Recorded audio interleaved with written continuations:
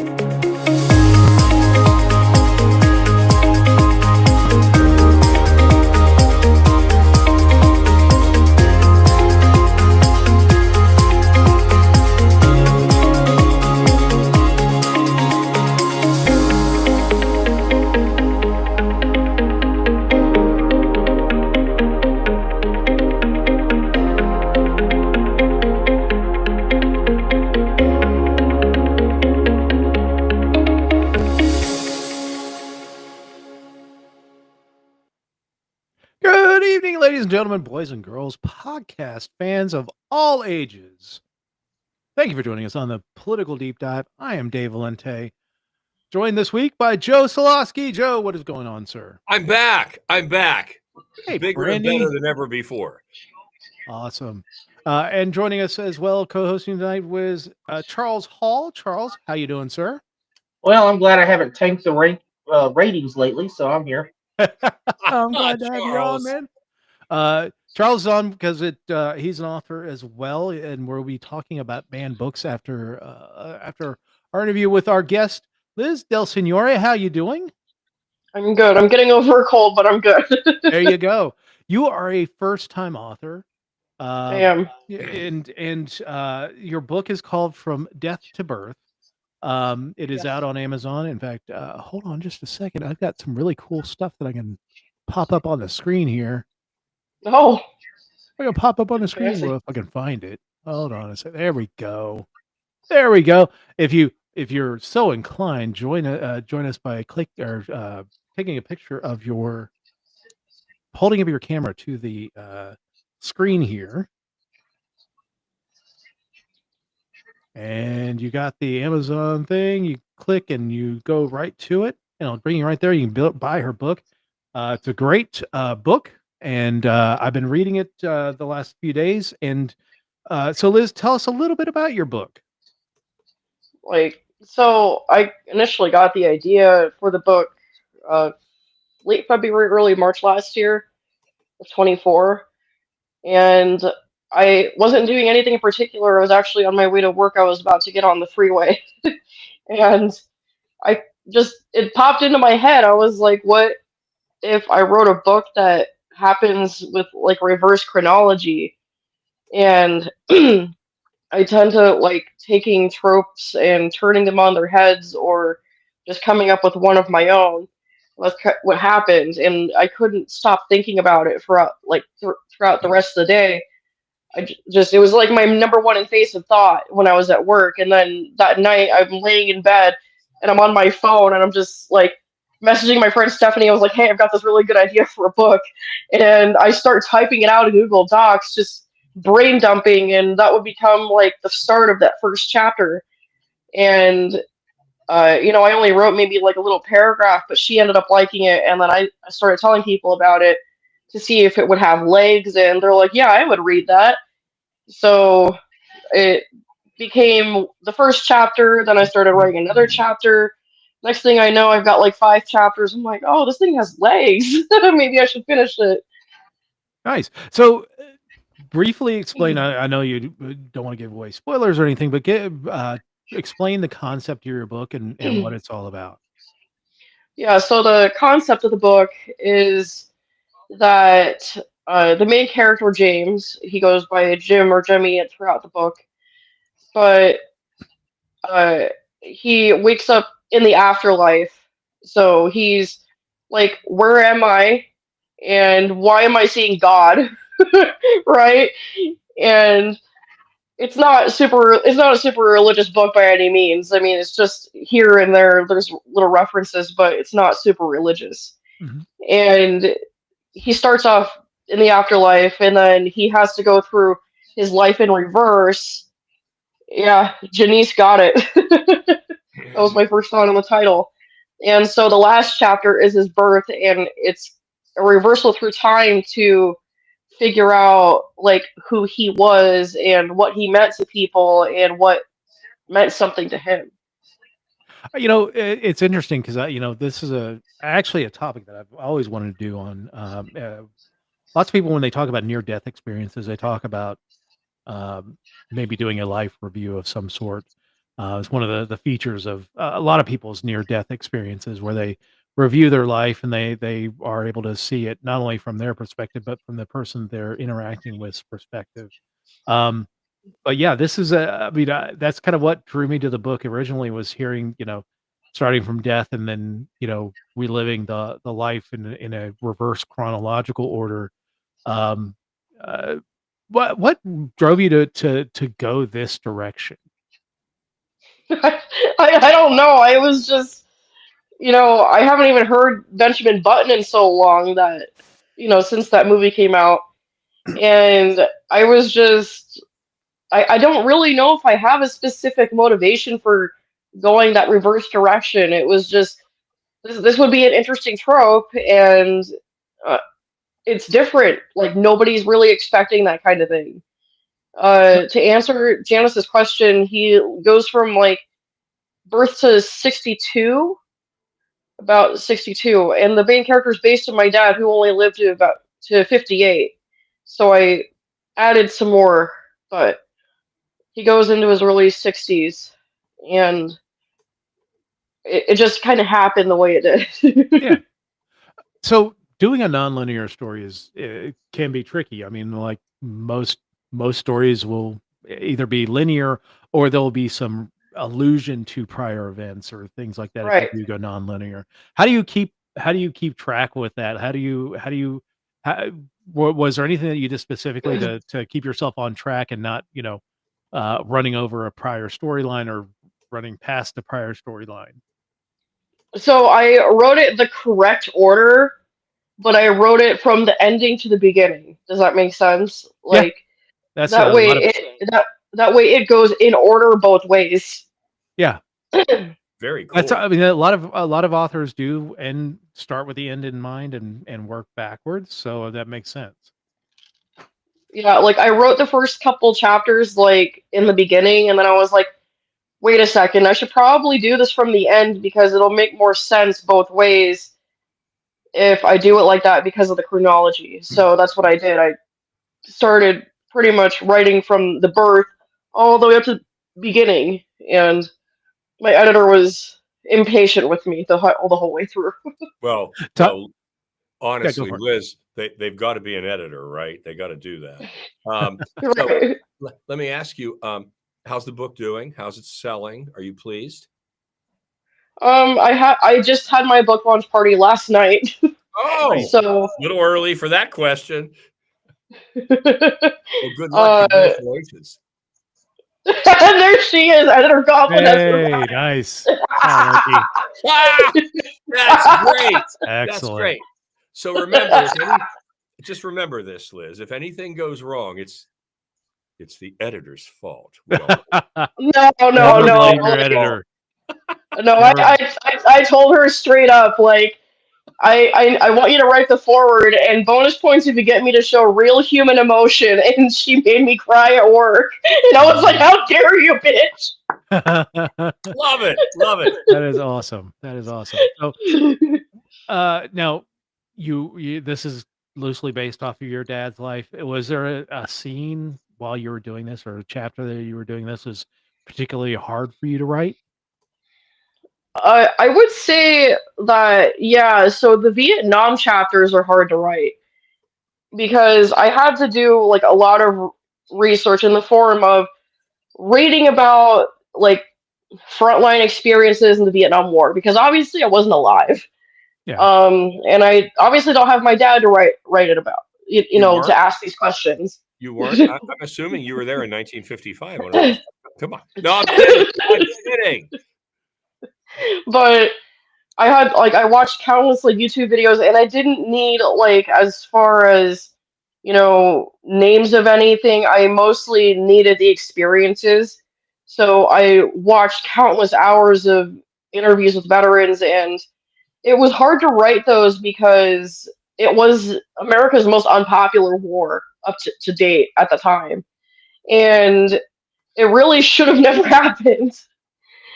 And my dad, I found his documents from the military when he got drafted, and he was a military police.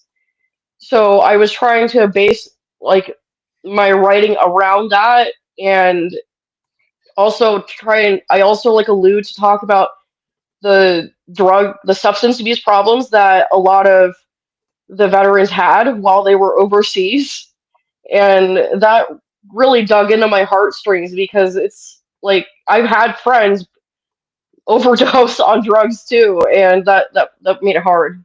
Yeah. Yeah. So, looking back over your over a past life and constructing a book this way, what does it say about kind of the ideas of regret?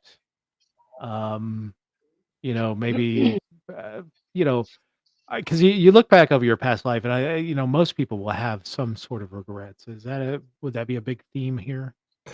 Well, I don't really try to focus on regret of experiences too much.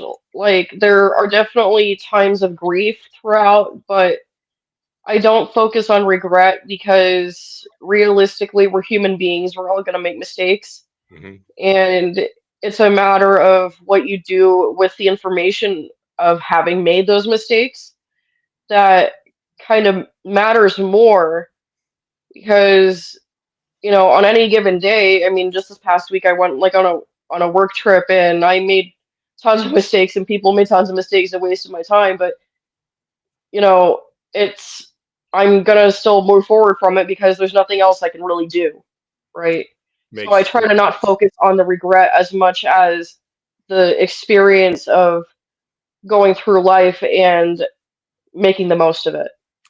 you know that's a wonderful approach, Liz. It makes me think of the Frank Sinatra song and his lines: "Regrets, I've had a few, but Yep, then again, too yep. few to To mention." I mean, that mention. nails it, and you Yeah. just have to leave them Yep. behind. We've all got them. We've all got them, and we move forward.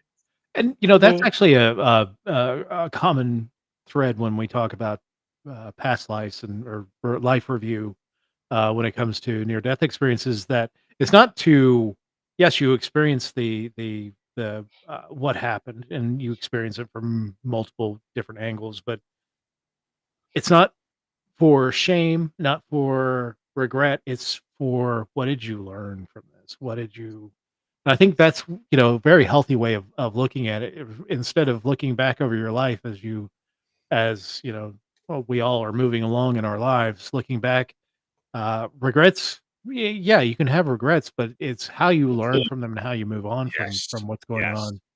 on. To that really makes a difference in how you learn from or how you conduct your life moving forward. So, um, Yep. so now that you've written your first book, are you bit with the author bug? Or Oh yeah. are you Are you you already really? got you already got other ones cooking up in your mind? I may have already wrote like a page and a half of another one. Well, Nice, Yeah, and nice. Liz, I was going to ask what's the art style. Liz, Liz, I was going to say that if you're looking for some sort of amazing character in your book, I just want to say that I just might be available. Well, Joe, you are a character. I am a character. I am a character. Yeah, I was going to ask Liz, what's in your slush pile?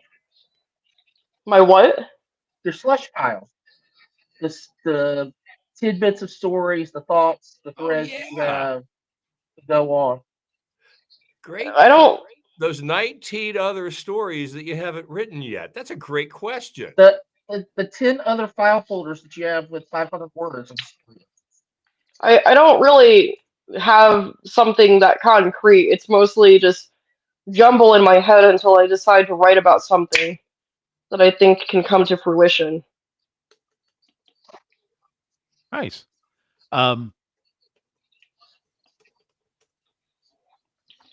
So it's I don't really have like a slush pile, I guess. Yeah, that's something you build up. So I've got several in mind. How long did it take you to write this book? So in total, it was about a year and a half, but I went several months where I didn't write. So I had like when I was in like there were a couple semesters where I barely wrote. So I remember I started late February, early March of 24, and that spring semester was right before I graduated with an associate's degree, and I was doing a lot of like I had a capstone class I was taking, and that pretty much swallowed up my entire life, will to live, free time, everything. So I finally graduated in May last year, and then I was like, okay, so I'm gonna try and take more time to write. But that summer I didn't really write all that much. I probably wrote 85% of the book since like between November of last year, so right around my birthday in early November, to pretty much August of this year, so 2 months ago. I wrote most of the book in that time frame. That's amazing.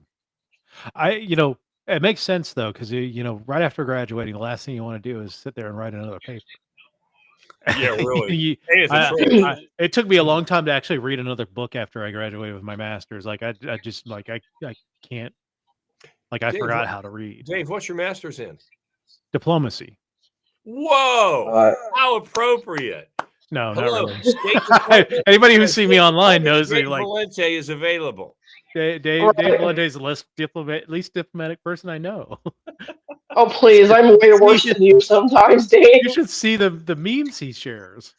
I just go back to rants, so y'all don't see my stuff.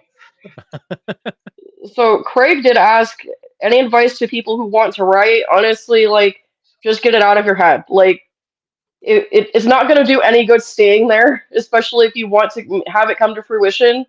Just start writing it. It doesn't matter if it sounds ridiculous to you.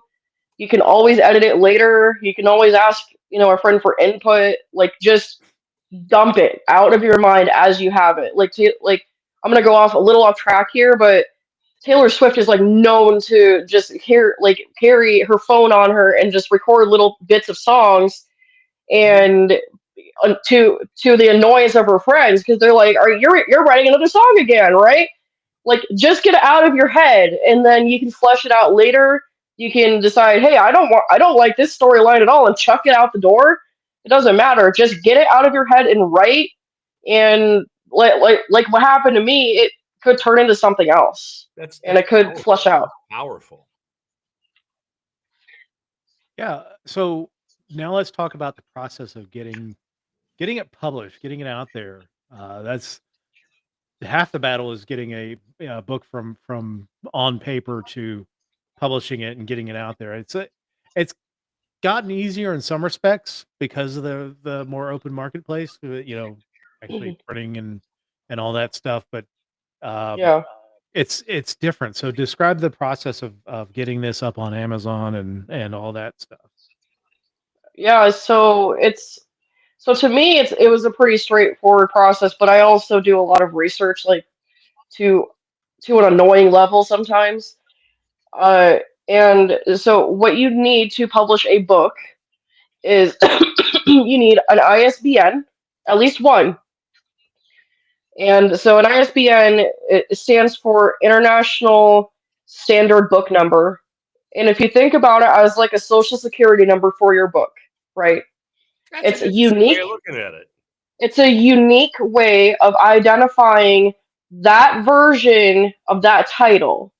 So why the reason why I say that is because you need an ISBN for different versions. The paperback needs its own ISBN. The hardcover needs its own ISBN. You can optionally have an ISBN for an audiobook, which I did, and that was because I filed copyright applications for them. So, and then you also can have an ISBN for the Kindle or your ebook. So you buy the ISBNs from a company called Bowker, and they're a third party. It's myidentifiers.com, and you can buy either one or you can buy a bulk of 10. Well, the bulk of 10 is cheaper per diem than if you bought one individually. So I just was like, screw it, I'm buying 10 of them, and they don't expire. So you can use them for different titles. I'm good for a couple bucks, right? And so that's one of the first things. And then obviously, like, if you're not great at Photoshop yourself, I went on Fiverr and I got a designer. This dude's from Germany and he absolutely killed it. Like, I It is told a him really my ideas. cool. Yeah, it's a really cool I cover. told him my ideas, and the first time I was like, I like this one and this one, like different aspects. And so I'm like, can you combine these concepts together? And literally, as soon as I saw it, I was like, absolutely nailed it. How do I pay you? So if you see on the cover is on the left-hand side of that. It's a really cool cover. I really like that. Yeah. And then from there, like, you go to Amazon Kindle Direct Publishing, KDP. So it's kdp.amazon.com. You add in your details, and they have manuscript templates in Word. So I pretty much just used that and typed everything. That's how I was telling people, oh, I'm up to this many pages. Because it tells you on the bottom, the pages. It's exactly how it looks in your hands or on your Kindle. And, you upload everything, and they send you hate mail, right? It's not really hate mail, but it's like, hey, you have until this date to upload everything. That way we can get it ready, which is like 4 or 5 days before. So my publication date was September 28th, and I think they told me like September 22nd or something like that. It's within a few days before. That way they have time to, kind of proof it, go through their QA process, get your link up and everything, and then I mean, I saw my book go live like 11:45 p.m., but I mean, it's not that big of a deal for 15 minutes. So, like, that's mostly the process. You're doing one way of self-publishing, and I'm doing another way of self-publishing. I actually start out with Kickstarter as a crowdfunding to get the book to market, so to speak. Because I work in the picture book area, and it's $8,000 to $9,000 to get a picture book to market. If you hire a good illustrator and all of that, yeah. So it gets a little expensive depending on what type of self-publishing you do. But the other process is the query process, and I have seen that take 2 to 2.5 years for some authors just to get an agent and a publishing house to pick it up. So, yeah, I mean, it's different depending on the type of book, but for like a novel, like I did, it's how I'm describing. Yeah, I mean, it's interesting to see how the book industry has really morphed. Now there's tons of issues in the book industry, but it used to be that to get published you had to go to you had to get an agent. An agent would have push the book out to several literary houses, and then hopefully one would pick it up and publish it for you. Now it's much more democratized on who can get published now, and it's that's a good thing. Well, self-publishing has been around forever. It is the original form of publishing. Sure. what we call traditional publishing has really only existed in its current form for about the last 100 years. And the original traditional publishing was self-publishing.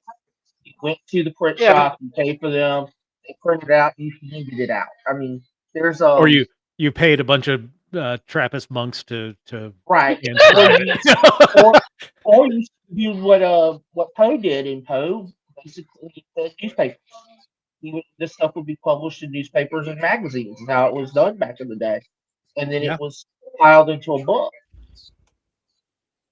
Yeah, I mean, there are a lot of authors that PJ O'Rourke was a big one on this one. He would write a ton of stuff for like National Lampoon, Car and Driver, several publications that he wrote for, and then he would compile them into books, and they're all funny as hell. So it's a good way to kind of double dip. You're getting your paycheck for writing for whatever magazine you're writing for, and then you turn around and sell those collections as a book and make money both ways. So, The big thing about self-publishing that's changed in the last 15 years is Yeah. the success you can have self-publishing.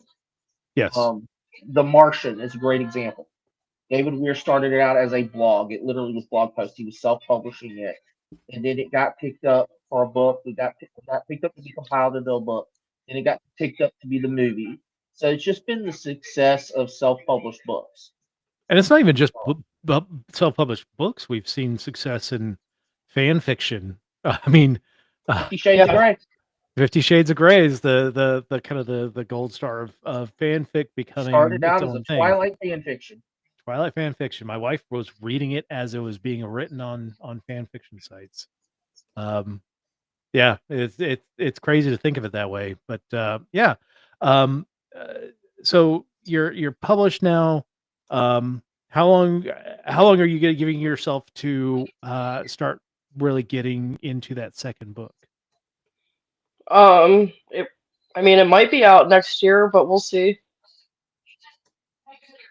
Yeah. Any do you have any firm plans of I need to write 500 words a day or anything like that, or are you just gonna Not necessarily. Like, I even like put off school for a bit because I was like, I'll see about January because I could have started again in fall, but I was like, I'm about to publish a book and maybe I should take a breather. Yeah, no, that absolutely makes sense. I'm not like gung ho about the whole publication timeline with this one, just because I wanted to publish on my dad's birthday with this one. That's why I was so gung ho about getting it written so fast. But this next one, I'm gonna probably take my time with it, and let's just say that my post about looking for abandoned buildings in Vegas has a reason behind it. Ah, okay. Yeah, I was wondering if you were looking for that. Interesting. Yeah, Liz and I are cat friends. We send each other cat pics all cat pics all the time of my Princess Sophie the Fuzzy Button and Vinny are traded back and forth quite frequently. So, but yeah, I mean, so abandoned buildings in the Vegas area. Now you're in Vegas, right? Yeah. So, Are you really? interesting.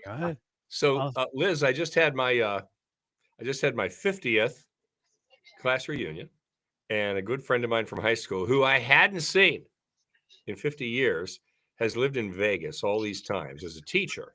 And so he's seen Vegas go through quite. Oh God, yeah. Where does he teach? I don't know the exact district. He's now retired, but it was good to see Steve. And I haven't been in Vegas since 1996. We're talking 30 years. I don't think I'd recognize it. Oh yeah, I mean, you think of all the classic casinos that were in Las Vegas, and Stardust. Hell, even the last 10 years versus what's there now. Like, I mean, James Bond was in all those. They should have been preserved just because of the James Bond effect. Yeah. But yeah, I mean, there are all kinds of cool things there now, like the Sphere and I guess they're building a baseball stadium where the Tropicana was one for the athletics, right? My parents met at the Tropicana. Which is ironic because there's a Really? Tropicana field, or at Yes. least there used to be a Tropicana field. Well, I there can still tell- is in St. Pete. The Trop's It still will- there. It will be back in operation by April of next year. They're getting the Maybe. roof back on. I went down last December, Dave. I visited my daughter, and she was a stone's throw, her apartment from the Trop, and I took some pictures of it. No roof left after the hurricane, but Yeah, they so- are working on it. I know they're working on it, but another hurricane rolls through, and thankfully this year, knock on wood, we don't see any more hurricanes We roll through dodged the Florida, bullet. but yeah. But the heck of it is, even after they get that new roof on, still the very, very worst ballpark Stadium. in America. It ain't no Yeah. PNC Park, let's face it. It's true. Right. So, Liz, Las Vegas has seen like massive growth. I mean, you've got, and it used to be taboo to have even sports talked about in relation to Las Vegas. Now you've got a hockey team, you've got a football team, you're gonna get a baseball team at some point, maybe a NBA team eventually. What's it like being in Las Vegas and seeing the growth that's happened there? So I'm going to tell you something. Like you're probably not going to believe me, but it's going to sound crazy. I kind of predicted the order of sports when I was like 6 years old. Nice. So when I was 6 years old, I remember like I'm sitting on the floor of my room and I'm just kind of like staring off into space. I'm thinking, right? Because I've been known to do that my whole life. And I was like, we're gonna get sports here one day, and I have a feeling it's gonna be something weird at first, like hockey. Because no one's gonna put a slab of ice in the desert. In Vegas, how ironic is that? I know. And then I was like, and you know what? They might be really good, and no one's going to expect it. Yeah. And then the next thing we're going to get is probably basketball first.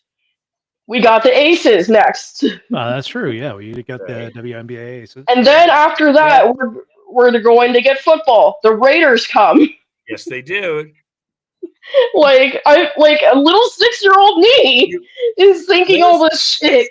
Liz, all I can say is you should have placed that bet. You should have placed that bet. Well, I'm gonna tell you, I've always known Vegas was a hockey town because of the success the ECHL had there. Oh yeah, the Now, Wranglers. can you Yeah. imagine my little 6-year-old self being like, "Daddy, I need you to place a bet for me"? Yeah, well, here's the fun thing: their arena was tied into the Palms for the old ECHL team. They Yeah. actually played hockey at the casino. Yeah. So, little kind of a historical fact when it comes to hockey is that the first outdoor game was actually in Las Vegas, which is amazing to me. Really? Preseason I thought it was preseason game Florida. between. It was a preseason game in '92. It was just after the Rangers won the Stanley Cup. They came out to Vegas to play the Los Angeles Kings in the parking lot of one of the casinos there. I'm going to check into this. I got to do a little research, Dave. I honestly thought one of the first outdoor games was in Pittsburgh, but you may very well. I mean, there may be One of some classics. older games, but yeah, the first NHL outdoor game Okay. of the modern era, I guess there may have been something way back in the day, but of the modern era, first outdoor game was an exhibition game between the Los Angeles Kings and the New York Rangers. Right after the Rangers, that would have been '94 actually. I mean, let's do it in Vegas where ice can't exist. I mean, who'd have thought? Well, they did it. They ended up doing another outdoor game a couple of years ago up in Reno, around Lake Tahoe. Mhm. Yeah, on the golf And that one actually had to be delayed because the sun was out and was melting. One thing they need to Who would have thought?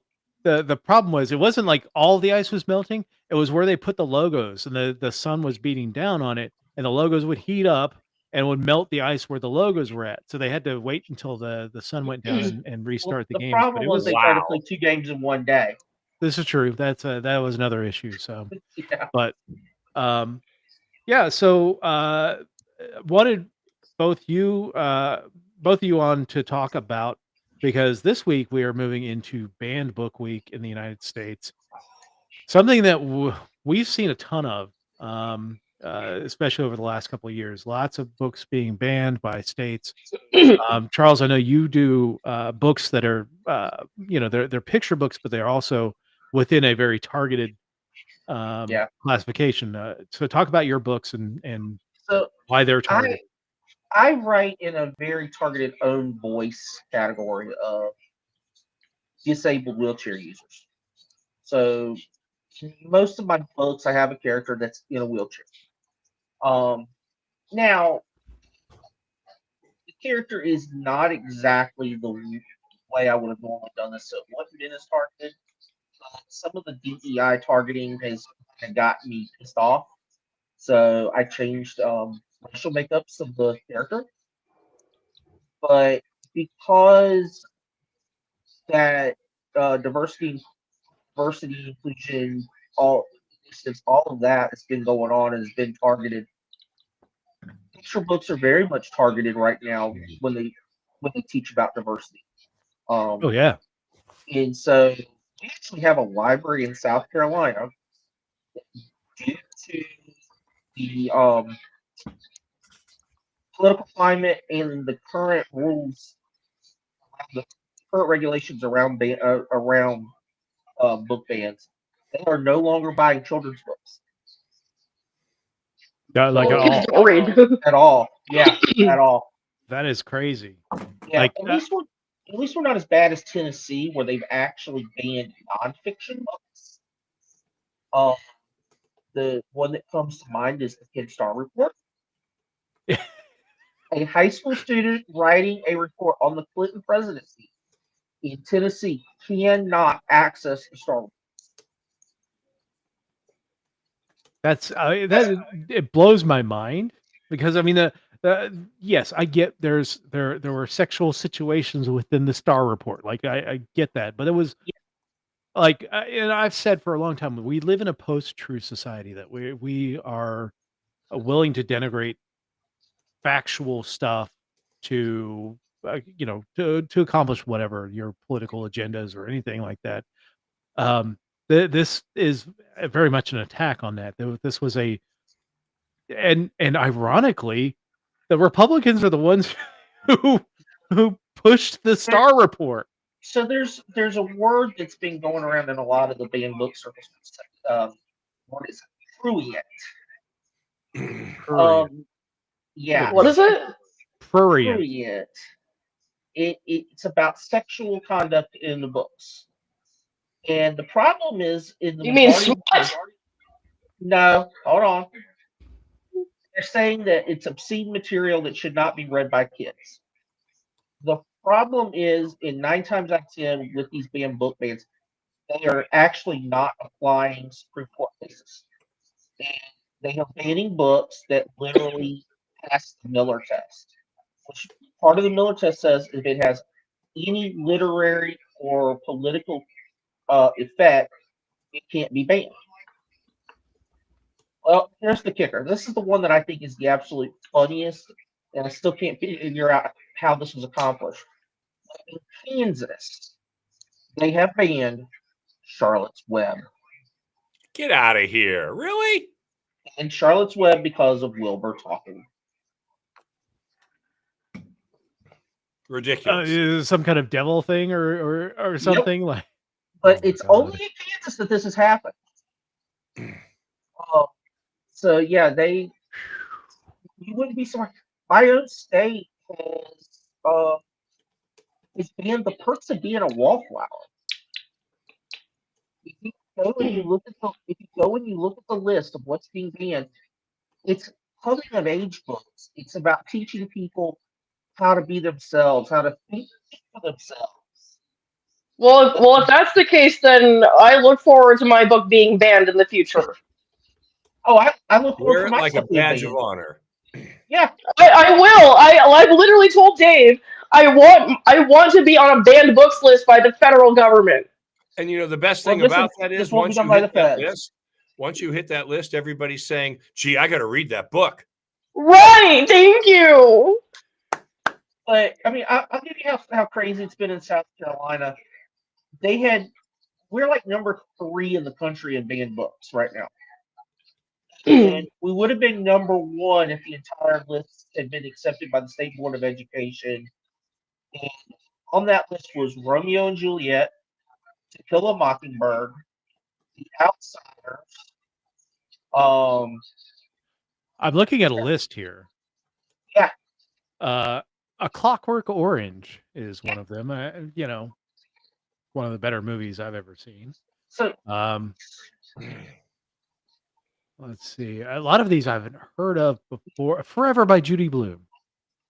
Oh, Judy Blume! How dare How do you ban Judy Blume? Now, Judy Blume, yes, she did. She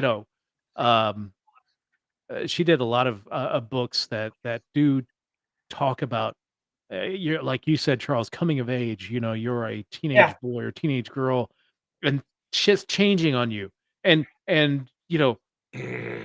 some of her books helped me go through that process, and it wasn't about sexualizing it. It's about explaining what the fuck's happening to me.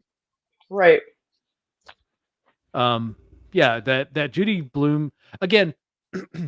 Sure. I think for us as people in the liberty movement that you should live your life in such a way that you end up on government lists. Yes. But Absolutely. Here.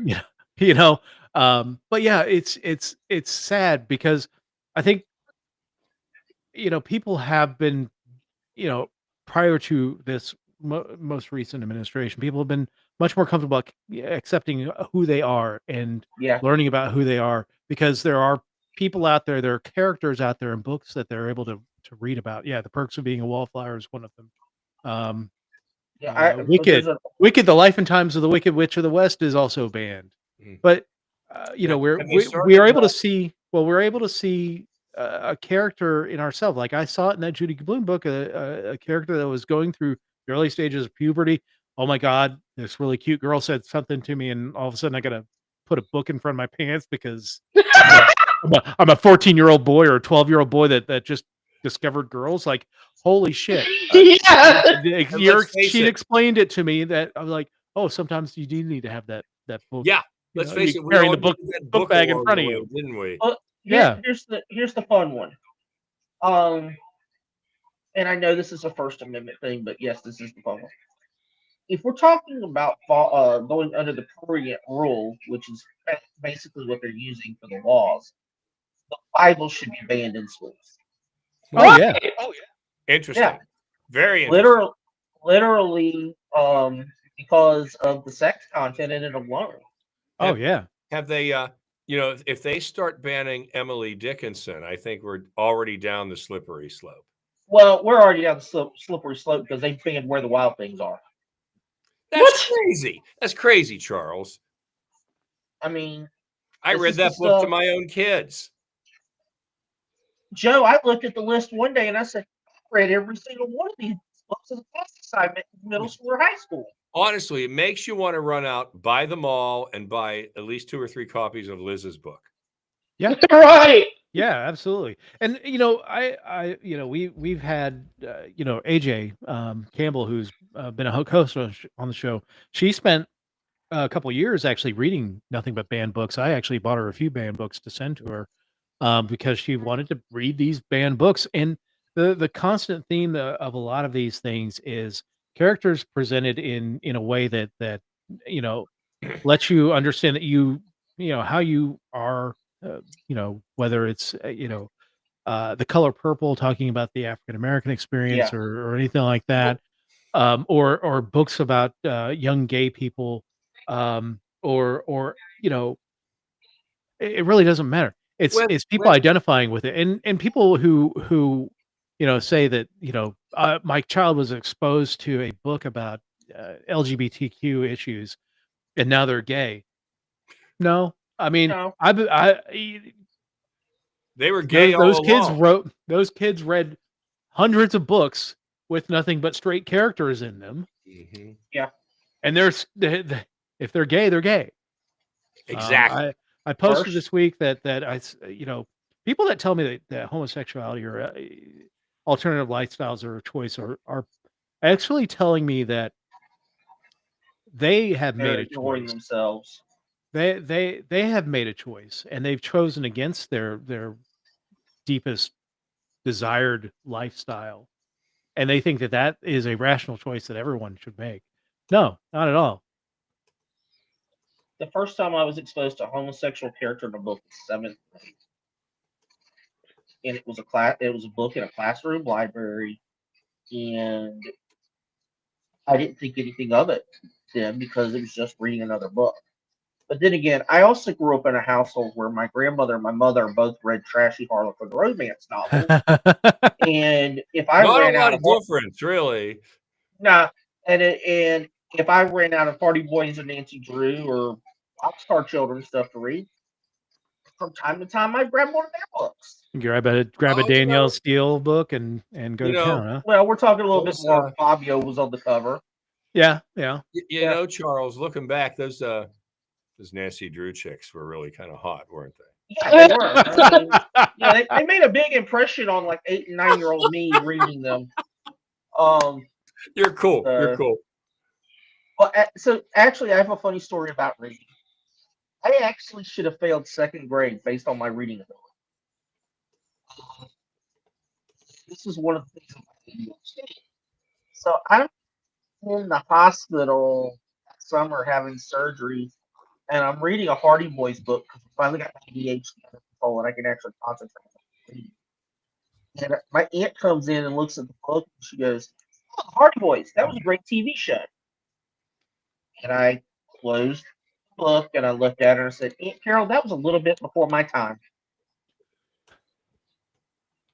So you have to realize I came home from the hospital on her 18th birthday. Oh wow. So yeah, so but no, kids gotta read. Kids need to read. They need to read these coming of age stories. I've got a book right now in my Kindle library that I bought literally because I loved it as a ninth grade or as a 10th grader in high school. My name is Asher Lev. It's a 1960s book. It's a great coming of age battle between being yourself and being what your family wants you to be. And that's where a lot of that's what I don't understand is why are we attacking people's independence? Yeah. Yeah, Their like logical thought, their rational thought. yeah, I don't really get it myself. I mean, I've always advocated for, do whatever you want with your life. Don't make anything my problem. Yeah. I mean, Yeah. if you don't want your children reading those books, then don't let them read the books. Or they're Right. I mean, they're gonna read the books. I mean, that if they really have a desire to do that, don't make that choice for my children. Like that's the problem that I have is you're making the choice for my children. Well, rather and the than problem that a lot of people on the other side are saying, well, it's not banned because you can still go to the public library and get them. Well, no, they're pulling them from public libraries too. pulling them from public libraries just because they haven't gotten into your state and they're pulling them from public libraries. Well, they're not banned. You can go buy them on Amazon. Well, guess what? Some states are trying to go after them. If you are a person who wants to fight things like book bans and try and get this information out around whether like for me, I live in West Virginia, so a super rock red state. If you want to, there are tons of free libraries out there, and if you want to purchase like a couple copies of some of these books and put them in those free libraries, and maybe some kid will get a copy of Charlotte's Web or one of these other awful books. 51. Yeah. I mean, the Catch 22 things like that routinely get banned. Put them in there. Let kids get exposed to some of this stuff, and in these little free libraries, unless the parent's not there when they go to it. If the parent looks at the book and says, I don't want you reading that, then they've got the ability to say that. But if you are in an area where books are being banned, having that inside of a little library may actually give that kid a chance to read something. The other thing that gets banned a lot are books that talk about sexual assault, and I get that Yeah. that's a tough subject. The great thing about these books, and I hate to say great thing about these books, but the great thing about these books is that it tells kids that if an adult is doing this stuff to you, It's that's wrong. grooming. That's It's wrong. wrong. Go to an adult to report it, or Tell them it's you know, rape. Tell them yeah, it's rape. Right. yeah, absolutely. Telling people, and you know, there is a segment of American political society that does not want our children to understand that that's wrong. I mean, we're trying not to publish a list of Jeffrey Epstein because people don't want Yeah. that information to be out there that thinks that grooming young girls for sexual favors is wrong. Mhm. And it is. And you know, this country has gone really fucked up when it comes to what is going on with you know, giving people information, just I- basic information, basic truth. Absolutely. And I'd like to point out to our studio audience, and I want you all to be proud of this. Our host, Dave Valente, is not in the Epstein files. He's not. I am folks. not. He's not. Oh my god. I am not. But the people that are protecting these, like Mike Johnson, you know, I know. Come on, Republic. What the hell? I think honestly, you should treat every whether you want to extend it to all politicians or just Republican politicians until they actually release this list, until this is out, treat them all as if they're in it. Yeah, absolutely. They're all pedophiles. Yeah, I would just blanket all of them, not even Yeah, going by Yeah. party. yeah. I mean, you know, you could pull Thomas Massey off it because he is pushing pretty hard to get the list released. Yes, but he is. yeah, until this list is released, blanket accuse everybody just to put the pressure on them to actually release the list to show that I'm not on I there. appreciate what Thomas Massey is doing. I want to point this out right now, folks. I've been a Thomas Massey fan for a long time, but all of a sudden I'm not. And the reason being is he not only, if I'm not mistaken, he voted not once but twice to not impeach Trump. Yeah. And then, you know, in 2024, right before the election, who comes out with an endorsement of Trump but Massey. Thomas Yep. Massey? I was so fucking, pardon my French, I was so fire trucking disappointed. You can say fuck. And Okay. that is not the Thomas Massey I thought we had. You can't Now, say fuck on the radio, go and see it on television. Yeah. We're not radio. We're well, I will Well, then- say this. okay, well then let's go there then. I'm going to follow Liz's lead. Fuck Thomas Massey. Thank you, Liz. I love you. As much as I'm not a Nancy Mace fan, I've had the defenders that she called on and signed on to get the Epstein Yeah. files brought out. Absolutely. And- Liz and another Cheney. thing, Nancy Mace is a bitch. Mm-hmm. yeah. Worked Well, with are you- her on issues. She's a bitch, but I believe her when she says she was sexually assaulted. And I absolutely believe her weird.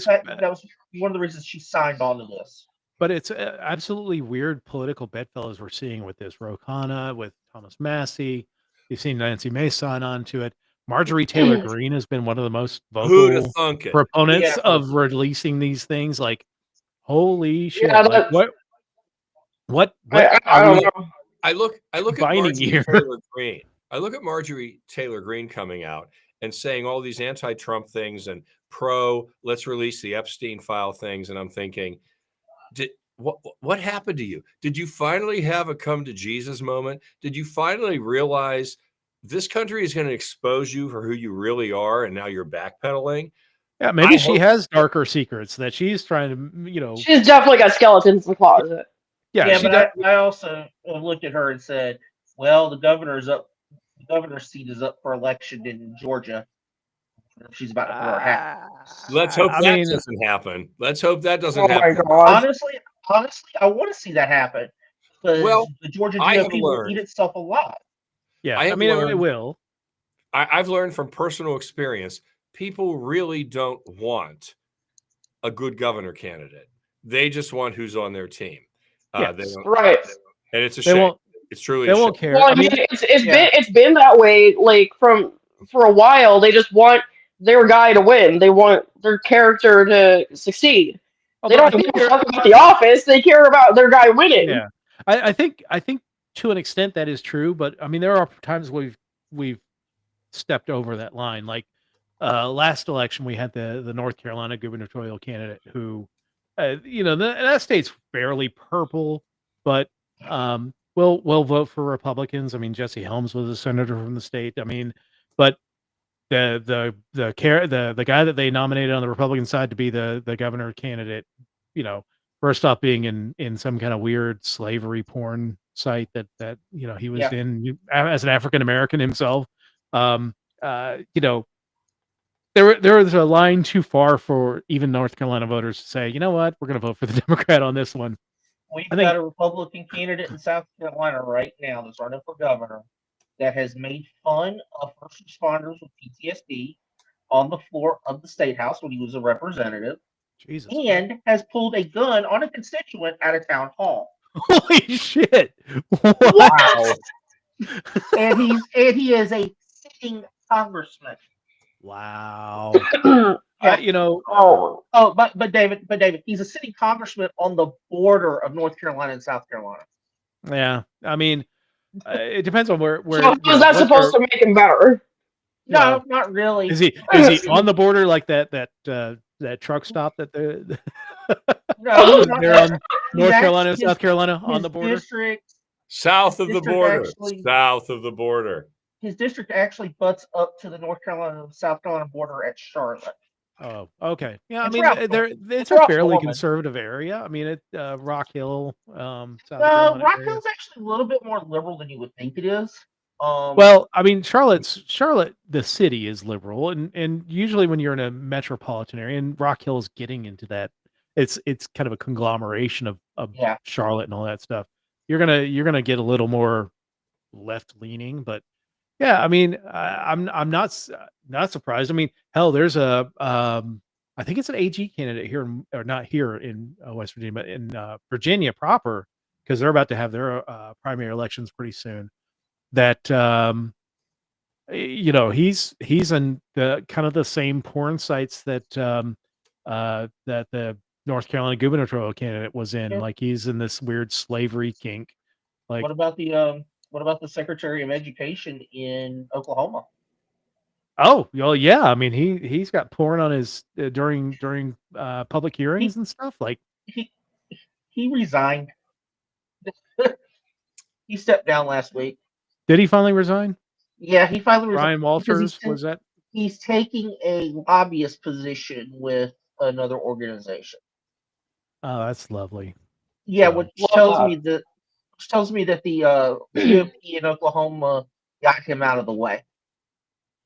Yeah, I mean, he was I mean, look, there are firebrands, and I think both parties are dealing with firebrands, whether it's on the left with the Democratic Socialists, and then the more extreme Christian nationalist MAGA Yeah, folks like Ryan Walters in Oklahoma, Marjorie Taylor Greene, Lauren Boebert. Like there are people that they want to kind of push to the side, but when you've got a KS agent as president, you really can't keep the circus under the tent. And At what point do we form the giant meteor of death party to just wipe I- everyone, please? Seriously, what this meteor that's supposed to be coming by us in 2029? I'm Yeah. kind of hoping there's a little deviation of the course at this point. Right. Nukes at it. and then Lauren Boebert, on her dark theater re-election tour, it might prove to be effective. Who knows? Sometimes you just got to give people a hand. And she did. She did. Oh, didn't she ever? I'm terrible. Yeah. So, the ban books. There are ways to get around this stuff. I know that there was a controversy with an Oklahoma teacher a few years ago who there's free libraries out there. Get those links to people who have access to internet and can, want to get around these things.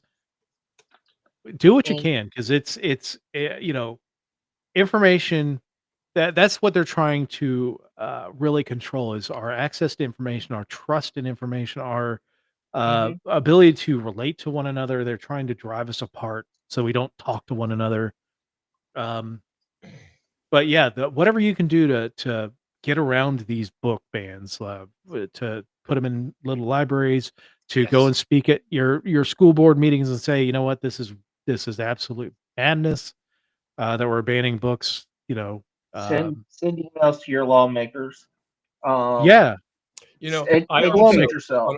on a very personal basis, I remember when my kids were young, periodically I would have the opportunity to be a reader in one of their classrooms. I think this is a wonderful opportunity. We could have a banned book and have a much more different, greater, larger opportunity to read to kids. Maybe they're older, maybe they're middle school, maybe they're high school, but we're all getting together just to freaking read. Yeah. And it'd be wonderful. We're talking about something like that in South Carolina for next year. Nice. Awesome. We're actually talking about a legislative action day, probably 2 of them, and bringing students to the State House with authors and other people to, well, basically teach them how to be lobbyists. But I have a feeling that we're gonna see a whole new generation of activists come out of this. We're not talking about the type of activist we've got right now. We're talking about the 1960s activist again. Yes, that's what we need right there, Charles. We are. I mean, that's the thing. Last week I was talking about, why haven't we seen the politicians declare something like a day of action or general strike or anything like that? They're afraid of the people actually becoming activists. Yes, they don't want. They don't know many people becoming like Dr. Martin Luther King. That's frightening. That's scary. Their whole power tips. It's right. Yeah. It's not just the Republicans who are afraid of this. The Democrats. The Democrats have been just absolutely wasteoids when it comes to what's going on in this. The leadership of the Democratic Party have been wasteoids when it comes to actually, recommend. I mean, how many strongly worded letters are we going to get from Chuck Schumer and Hakeem Jeffries? Like, okay, great. Those are going right into the round file when they get to the White House. They don't give a shit what you think. You're in the minority of the House and the Senate. They don't give a crap. So let's start talking about external action.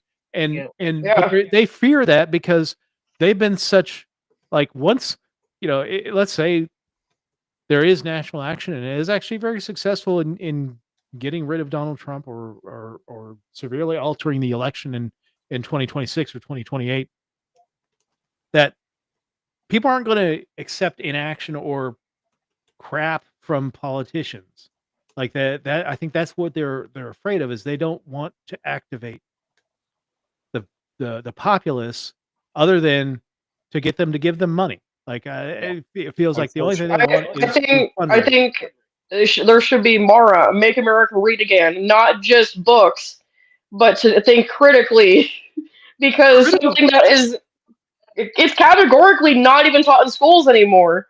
Yeah, critical thinking, and that the problem with education and the reliance on standardized testing and the fear that they've droned into teachers and administrators when it comes to standardized testing has been, let's teach the test, let's teach test taking strategies.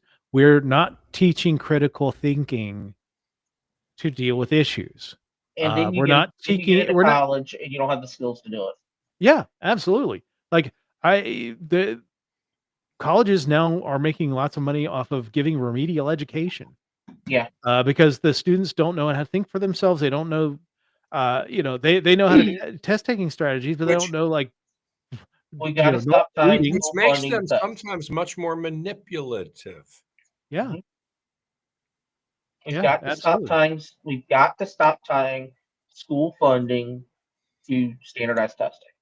Yes. I mean, there are ways to reform the education system to encourage reading. Hell, even the when we were kids, the idea of you read 5 books, you get to go to Pizza Hut and get a pizza.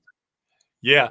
Oh yeah. Yes. Book it. Let's go to Pizza Hut. I got a little pan pizza waiting for me. Well, it's like Corey DeAngelis is always saying, fund students, not systems. Well, yeah, you fund students, not systems, and fund.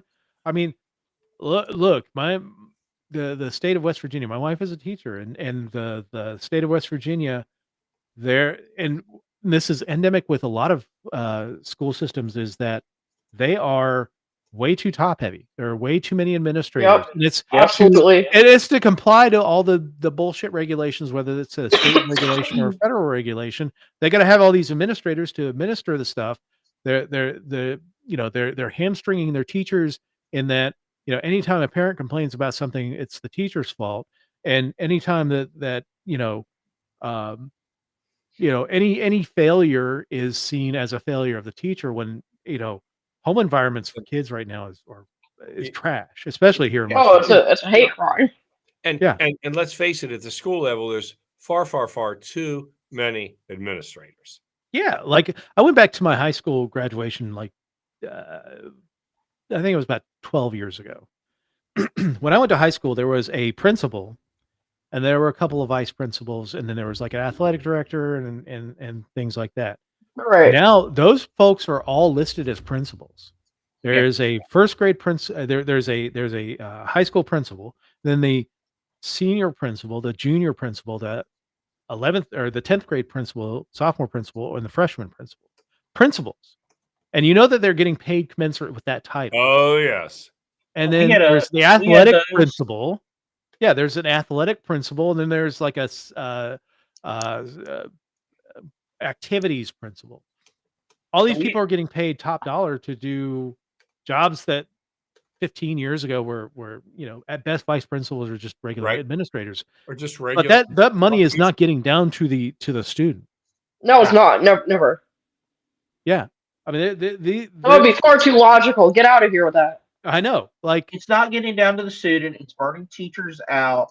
yes, We're looking at classes. And never mind a teacher shortage.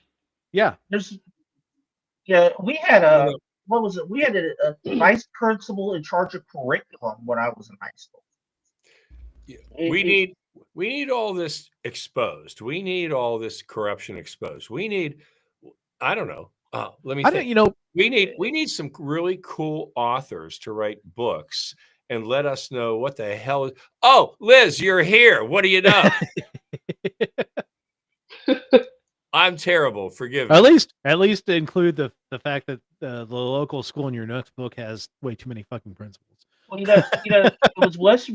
it was West Virginia actually that got me started looking into the books and the school problem.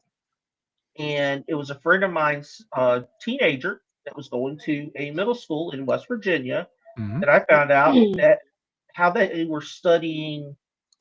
I think it was To Kill a Mockingbird. Oh, They yeah, did- that's a popular one to ban. That they didn't have a classroom set of the books. That they were literally doing it via audiobook in class. And I'm like, seriously, you don't have? There's not. The school doesn't have 25 copies of this book. Oh no, and To Kill a Mockingbird is one that is frequently banned in school systems because of It makes it makes people uncomfortable. well, yeah, it has Isn't that rape the in it, whole idea? has murder in it. It Has, makes people uncomfortable. I mean, like, come on. I'm disabled. Of mice and men makes me uncomfortable. But that doesn't mean I want to see it banned in the classroom. We got to face it. You're nailing it, Charles. You're nailing it.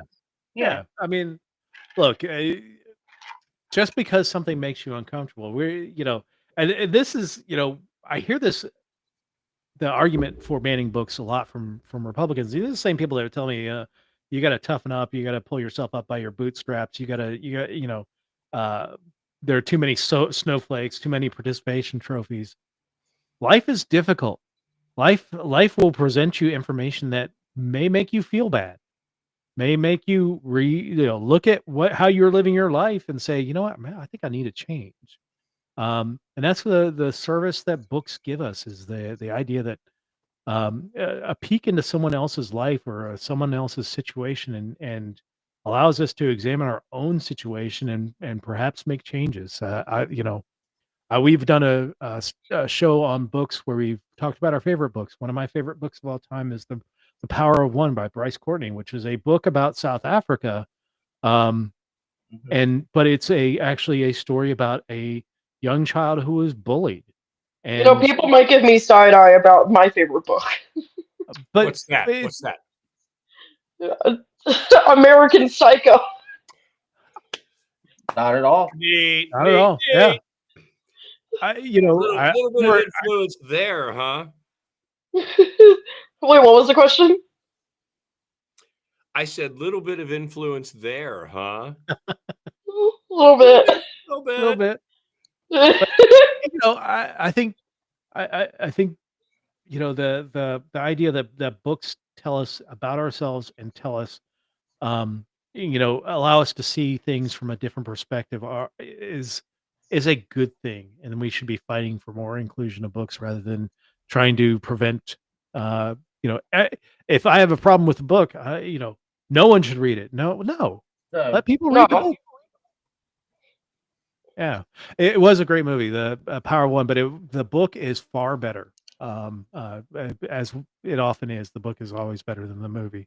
So, but Power One, the book for American Psycho was a really weird experience about 2/3 of the way through, because like it's written in the first person as Pat Bateman, right? But like about 2/3 of the way through, he starts like changing tense. It starts going from first to third, like back and forth, and I think it's because dissociating. Yeah, he's dissociating and he's actually going insane. Like, and having that was it's like I have seen the movie, and the movie's great with Christian Bale. I love Christian Bale, but it's just a different experience when you have that tense changing all of a sudden. Yeah. All right, y'all ready for the quiz? Quiz Oh, time. boy. This is fun. The quiz time. Liz, don't worry about the quiz. So Liz, let me quiz give is you relatively harmless. Let me tell you, Liz, who among us typically gets no of the answers right? You get one guess. That's right. It would be me. Go, Liz. Go, Liz. Well, Dave already volunteered himself. All right. Let's see. All right, there we go. All right, so weekly news quiz from CNN on October 3rd. So everything that's happened this weekend will not be on the quiz, but we see our stern generals looking. We'll talk about that in a minute. Looks like smog of some sort. Our stern generals. And what's the third one? Oh, some destruction of some sort. Looks kind of earthquakey. Yeah, it looks like an earthquake. Yeah, powerful earthquake. So a government shutdown, a hefty tariff, a powerful earthquake. What do you remember from the week that was? Let's see. Trump's an idiot. Well, Facts. You don't need to remember that. He gives us plenty of reminders. I did. We need to invoke the 25th. Yeah, good. Well, that's why he surrounded himself with all these sycophants. Is that he doesn't want anybody invoking the 25th on him. Question number one: why did the U.S. government shut down this week? Cyber attack on government systems, natural disaster disrupted operations, lawmakers unable to reach federal budget deal, or federal employees went on strike. Yes, can't be the fourth one. No, it's not the fourth one. Well, it's 3, but it's not. That's not the real answer. Well, they don't want to release the Epstein. Well, yeah, we all know that releasing the Epstein files is the only reason the government shut down. Yeah, so lawmakers were unable to reach a budget deal. And yeah, Mike Johnson doesn't want to see Adelita Grijalva as the representative to be the 218th signature on the discharge petition of Thomas Massey and Ro Khanna's petition to have the Epstein files released. So, yeah. Well, the only reason they couldn't reach the budget agreement is because they couldn't decide who's going to take the space shuttle to take the space shuttle where? Okay, so there's money in the budget to move the shuttle from Space Museum in DC. So the reason that they can't get an agreement is they can't decide how they're going to seize the property that they've already given to the Smithsonian. Mm. Yeah, I mean, in order to move it, they'd have to take the thing apart. Yeah, because it's built into a hangar. No, there's no equipment still in operation to do the demate of the shuttle from the carrier aircraft 747 carrier aircrafts as well. So there's literally no way to move the shuttle without disassembling. Yeah. Brandy. Show knows about the budget way the Civil War was about slavery. Yeah. I mean, look, it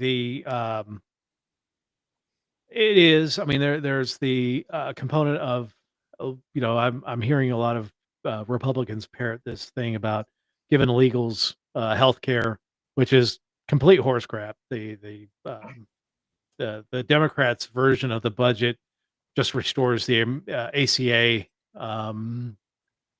subsidies when it comes to healthcare insurance, and if they don't pass that, then people who are on ACA will have massive increases in their Well, monthly payments for insurance. and I get giving illegals health care is Republicans' fault anyway. It falls under the Emergency Medical Treatment and Active Labor Act that Reagan signed in '86. yeah, you can't deny people coverage. They come into the hospital and they're bleeding, or the hospital has to give them at least enough treatment to stabilize the injury. Yeah. And then they can start talking about insurance and all that stuff. That's just it's good health management. You don't want people dying in the waiting room because they refuse to see them. It's just, And that's the only legal way that an illegal immigrant gets free health care. yes. Yeah. They're not going to your primary care provider and getting free health care. That's just they don't get preventative health care, which is why they end up in emergency rooms anyway. They Yeah. can't get preventative health care, so something festers into a more serious issue, and now all of a sudden they are in a major hospital. Question number 2: which religious leader this week called on governments worldwide to protect the environment? Dalai Lama, Pope Leo the 14th, Archbishop of Canterbury, or Bartholomew of Constantinople, which was once Istanbul?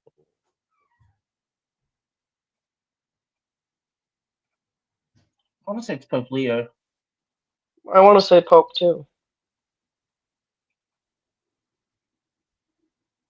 Yeah, I did see what he said to advance.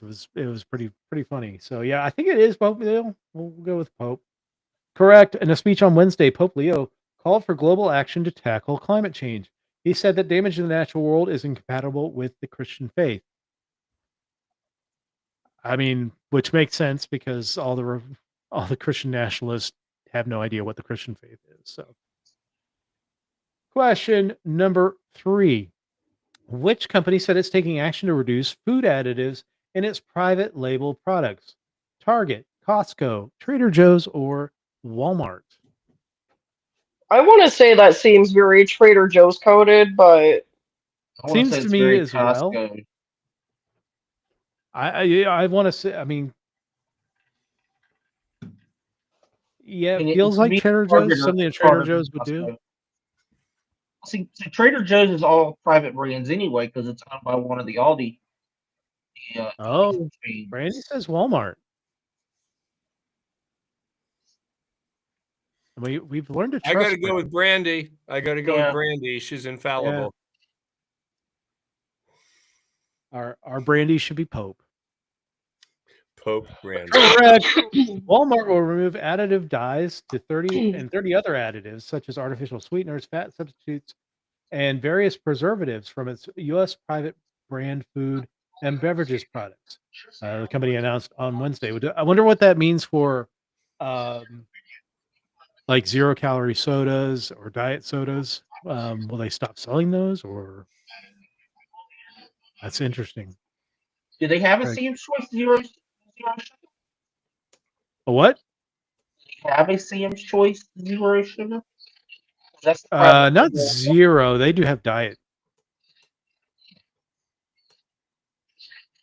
Question number 4: conservationist Jane Goodall, who's famously known for studying which animals: leopards, elephants, parrots, or chimpanzees?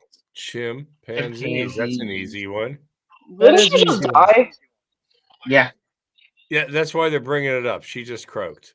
Yeah, she passed away this last week. It's That wasn't. It's sad. I mean, they're talking about giving Charlie Kirk a coin, and Yeah, let's Oh, keep fuck's this sake. thing good always. they're talking about giving Donald Trump a coin as well, too. He already had his No. last election, his Bitcoin or whatever. Yeah, he's got his Screw him. crypto scam. Yeah. Question number 5. Hundreds of senior military officers were ordered to attend a meeting this week in which state? Colorado, Georgia, Maryland, or Virginia? Virginia. Virginia. Yes, it was Virginia. And did actually. they Correct. like the guy that walked on stage? No. Holy crap! Brandy got this one as well. Did you see the sexual chocolate moment at the end of that? No.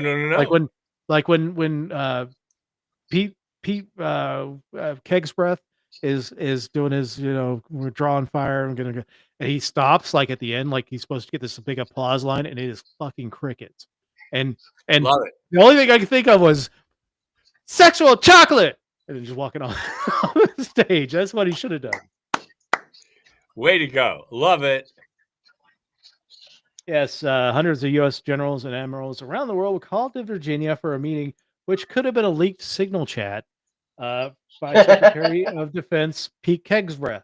Unusual gathering. Kegsbreath outlined his plans to make the U.S. military in his preferred image, which is a bigoted piece of shit.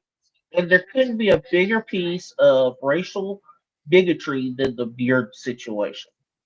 Oh yeah, no beardo weirdo. Now, beards are actually really good camouflage, especially where we've been fighting, because the native population of those countries have big fucking bushy beards.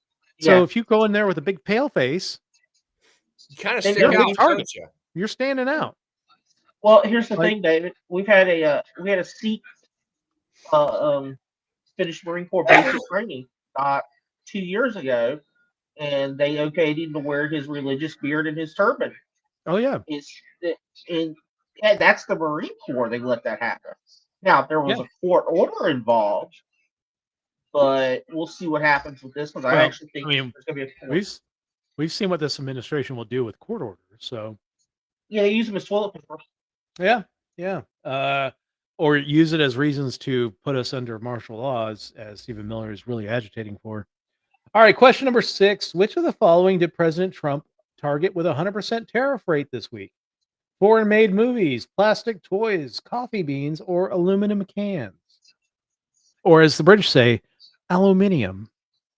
Even though there's my god. Stop. another extra I in there. Where the hell is that extra I in the aluminum? Foreign-made movies. Yeah, it's foreign movies, which is stupid. Well, that's half of television is produced in Vancouver, so Those goddamn Canadians. Those frostbacks. Frostbacks is crazy. I love Canada. Question number 7. A 6.9 magnitude earthquake struck which region this week? Central Philippines, Southern Japan, Northern Indonesia, or Eastern India? I want to say from that India. I want to say from that picture that we saw up here. Come on. There we go. There we go. All right. That's Philippines. I saw it on the back of that dude's t-shirt. See, context clues work sometimes.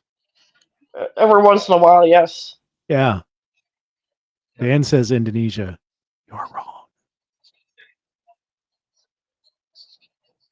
Randy, of course, gets it again. Yeah, thank you. Central Philippines.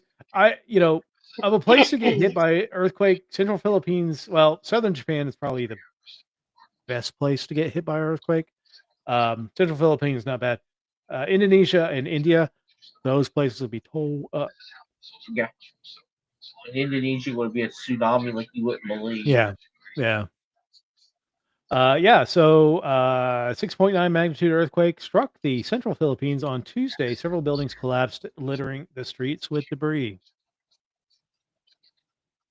Question number 8. Which luxury automaker recently recalled nearly 200,000 vehicles due to a potential fire risk? BMW, Cadillac, Mercedes-Benz, or Porsche? I don't know this one. I think it's Mercedes. Mercedes. Mercedes. Mercedes.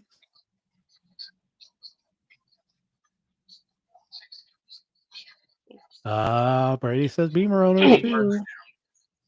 Let's do it. Yeah, because most of them were made at the group. Oh no, it's not. Oh no, and I. She said Beamers. Damn it! I clicked the wrong one. That's on me. Also. Beamers are BMWs. Sorry.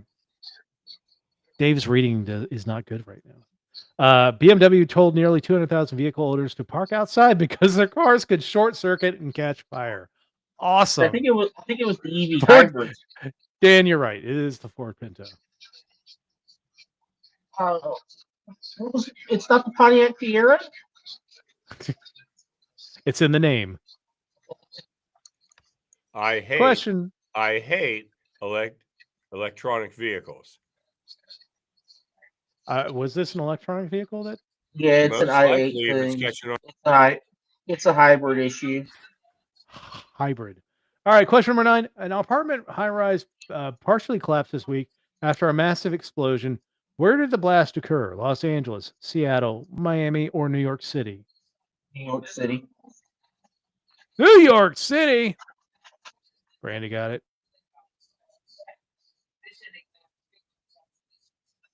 Correct. An explosion at the New York City apartment building blew off a chunk of the high-rise, terrifying residents in the Bronx. It's just hard because it's hard to terrify people in the Bronx. Yeah, I'm just hoping somebody wasn't sitting on the toilet when that happened. I mean, it could have been Taco Bell induced. I don't know.